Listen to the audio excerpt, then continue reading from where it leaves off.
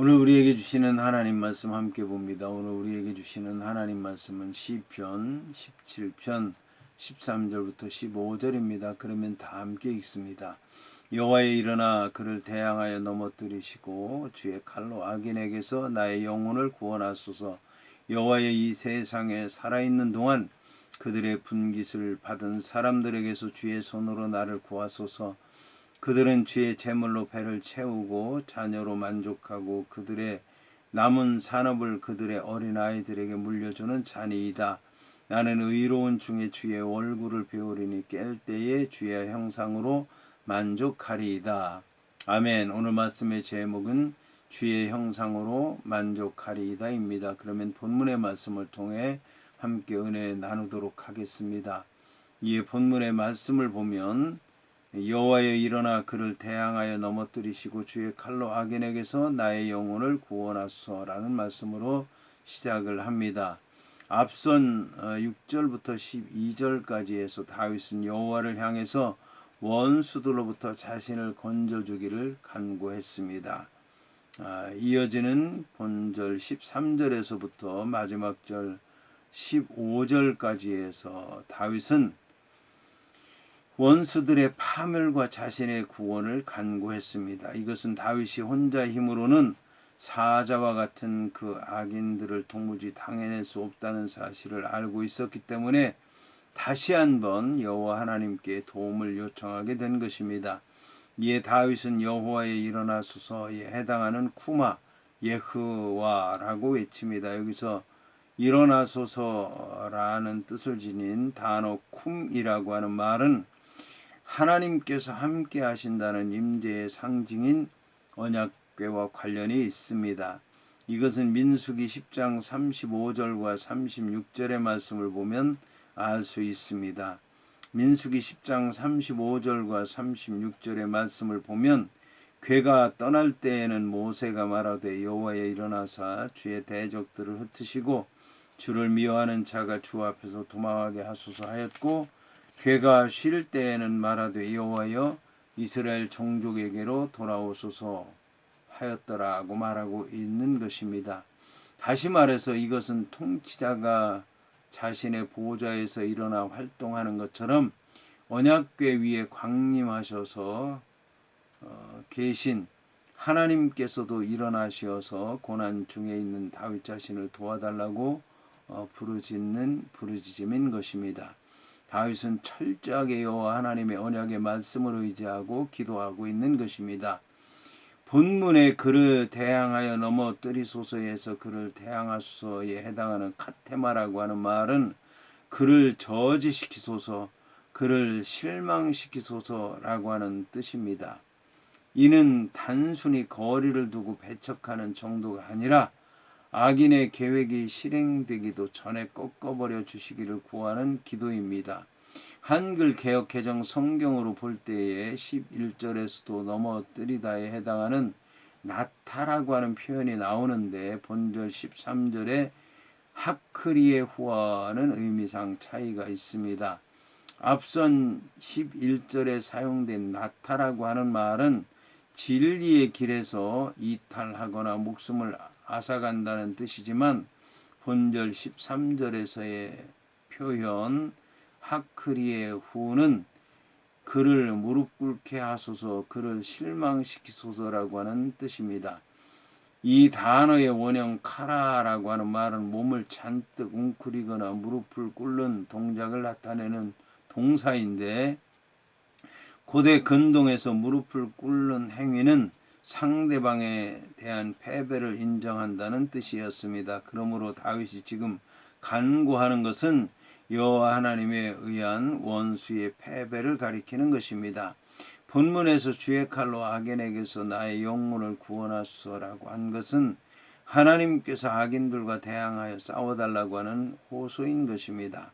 하나님은 종종 전능하신 군사로 묘사됩니다. 여기서 칼은 방패와는 달리 공격용 무기라고 할 수 있습니다. 그러나 여기서 주의 칼은 다윗을 괴롭히는 대적들을 물리치기 위한 하나님의 공격용 무기라고 하기보다는 악인들을 멸절시키는 심판의 상징으로 보는 것이 합당합니다. 따라서 주의 칼은 하나님께서 악인에 대항해서 싸우실 때 사용하는 무기로서 심판의 칼을 의미합니다. 그런데 다윗은 악인의 심판을 자신의 영혼의 구원과 동일시하고 있습니다. 이것은 주의 공의로우신 심판이 악인에게는 멸망을 가져오지만 자신의 백성에게는 구원을 가져오기 때문입니다. 한편 나의 영혼에 해당하는 나풋이라고 하는 말은 나의 생명, 나의 목숨이라고 하는 뜻을 지니기도 합니다. 여기서 만약 생명의 무게를 두고 번역한다면 현재적인 구원을 의미하는 것이고, 영혼의 무게를 두고 번역한다면 영적인 구원과 종말론적인 구원을 각각 강조하는 것이라고 할 수 있습니다. 이어서 다윗은 여호와의 이 세상에 살아있는 동안 그들의 분깃을 받은 사람들에게서 주의 손으로 나를 구하소서. 그들은 주의 제물로 배를 채우고 자녀로 만족하고 그들의 남은 산업을 그들의 어린 아이들에게 물려주는 잔이다라고 고백했습니다. 본절 14절과 이어지는 15절에서 나타나는 다윗의 가치관과 신앙과는 현세 중심이 아닌 내세 중심입니다.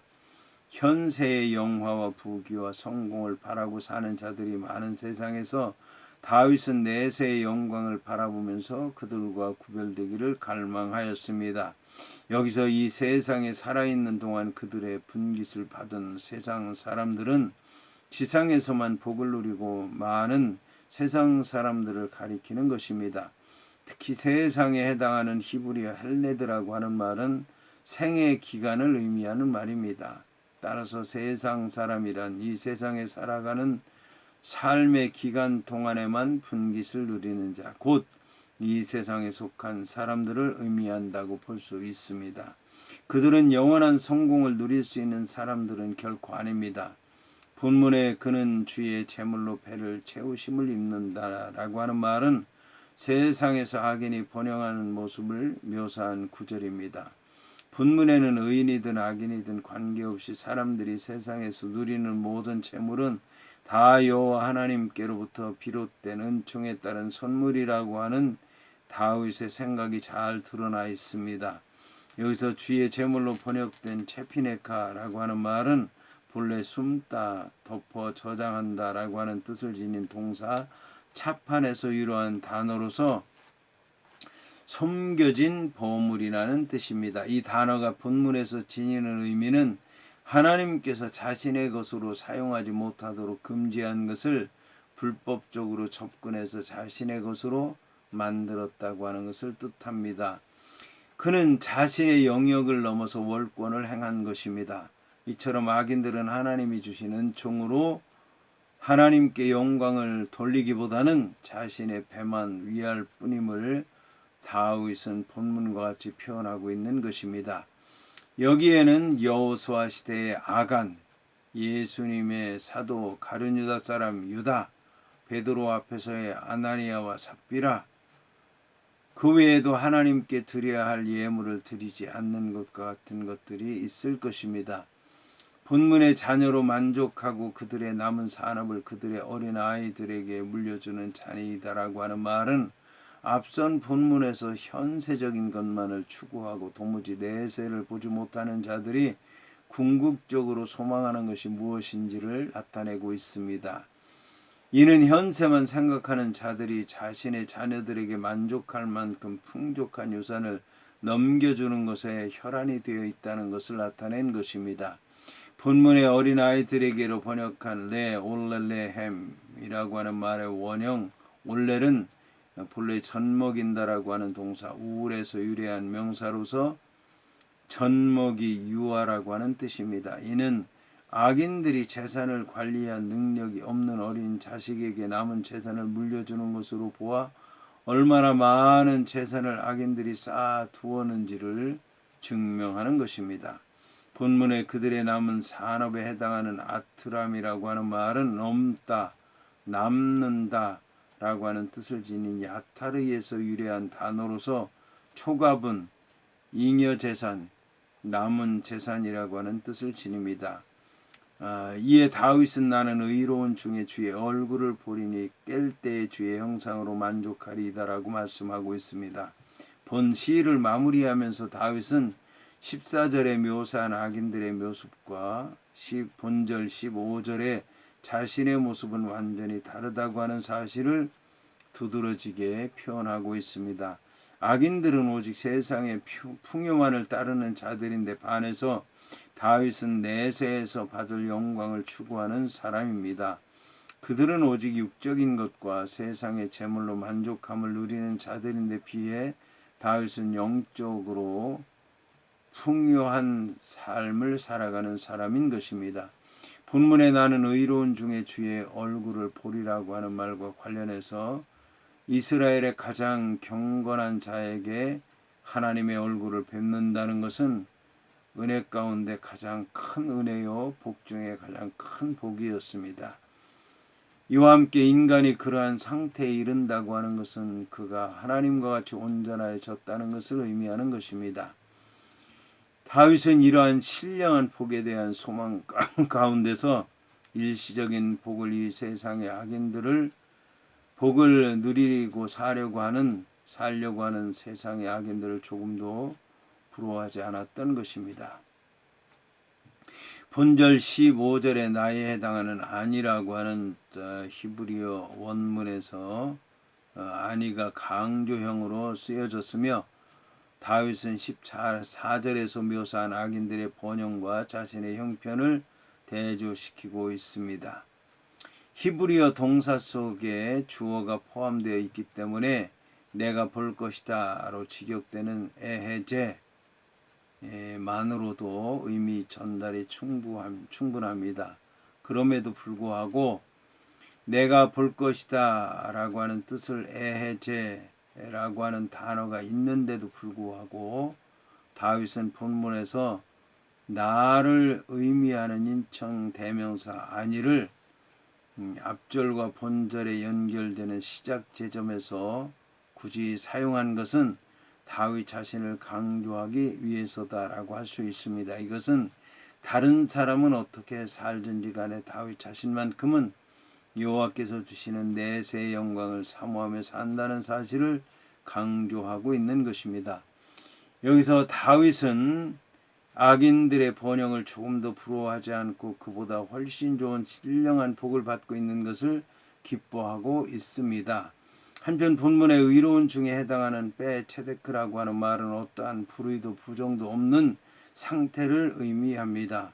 따라서 본문 가운데는 불의한 자, 부정한 자는 주의 얼굴을 볼 수 없다는 의미와 더불어 다윗은 자신은 하나님의 얼굴을 볼 수 있다는 의로운 삶을 살아가고 있으며 앞으로도 의롭게 살 것이라고 하는 다짐이 담겨 있습니다. 본문에 깰 때의 주의 형상으로 만족하리이다라고 하는 말은 구약성경에서 흔히 아침을 기도 응답의 시간이나 하나님의 은혜와 복이 임하는 시간으로 묘사하고 있습니다. 이러한 주제와 본문의 표현도 구약에서 자주 언급되는 주제와 관련 지을 수 있습니다. 다윗은 앞서 하나님을 면전에 두고 의를 지키면서 하나님의 은혜와 영광스러움을 체험하면서 살아가겠다는 다짐을 한 데 이어서 매일매일 아침 하나님의 은혜로우심과 복주심으로 말미암아 만족한 삶을 살 것이라고 노래하고 있는 것입니다. 이처럼 하나님과 더불어 살아가면서 하나님의 형상 그 자체만으로 만족하는 삶의 자세는 앞서 썩어 없어질 재물만을 추구하는 사람들과는 비교할 수 없을 만큼 풍족하고 복된 것이라고 할 수 있을 것입니다. 한편 본문에 깬다라고 하는 것은 단순히 잠에서 깨는 것을 의미한다기보다는 부활을 의미하는 말로 이해할 수 있습니다. 본문에 깬다에 해당하는 쿠츠는 본래 밤에 잠을 자고 아침에 깨어나는 것을 의미하는 일상적인 표현이지만 죽음 이후의 부활을 설명하는 단어로 사용되기도 하는 것입니다.